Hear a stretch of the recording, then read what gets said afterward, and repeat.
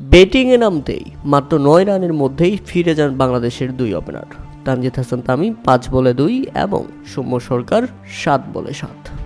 এরপর দর্শকদের হতাশ করেন তাওহিদ হৃদয়। দলীয় 15 রানের মাথায় বাংলাদেশ তখন হারায় 3 উইকেট। শান্তকে নিয়ে দলকে টানতে থাকেন মাহমুদুল্লাহ রিয়াদ। যে বোলারকে ওপেনাররা উইকেট দিয়ে যাচ্ছেন সেই বোলারকে টানা তিনটি হ্যাট্রিক চার মারেন। ভালো খেলতে থাকলেও শান্ত ফিরেন 36 রান করে। তাতে 84 রানের মধ্যেই বাংলাদেশ হারায় 4 উইকেট। এরপর মাহমুদুল্লাহ রিয়াদের কি দুর্দান্ত শট! ডাউনটা উইকেটে এসে যে ছক্কাটা মারলেন তা ছিল একেবারে চোখের শান্তি। এরপর মাহমুদুল্লাহ রিয়াদের 32 বলে 46, পরে 36 বলে 50, 50 করার পর মাহমুদুল্লাহ রিয়াদের কি সেই উদযাপন! তিনি বললেন, আমি কিছু নয়, সৃষ্টিকর্তা যা চেয়েছেন আজ তাই করেছি।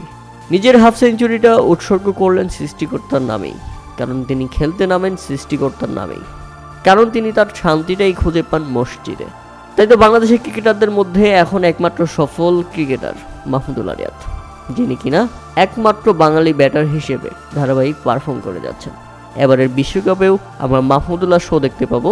বাংলাদেশের ক্রিকেটাররা কি করবেন সেটা আমরা ইতিমধ্যে আন্দাজ করতে পেরেছি। মাহমুদুল্লাহ ছাড়া সবারই পারফরমেন্স সেই ওয়ানডে বিশ্বকাপের মতোই হবে। সাকিব আল হাসান 17 বলে 21 করে ফিরলে 123 রানে 5 উইকেট হারায় বাংলাদেশ। তখনও এক প্রান্ত থেকে দলকে টেনে নিয়ে যাচ্ছিলেন মাহমুদুল্লাহ রিয়াদ।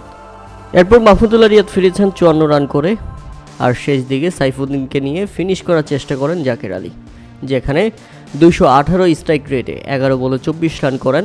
এই ব্যাটার হাঁকিয়েছেন 2টি ছক্কা এবং 1টি চার। তাই তো নির্ধারিত 20 ওভারে 6 উইকেট হারিয়ে বাংলাদেশের সংগ্রহ 157 রান।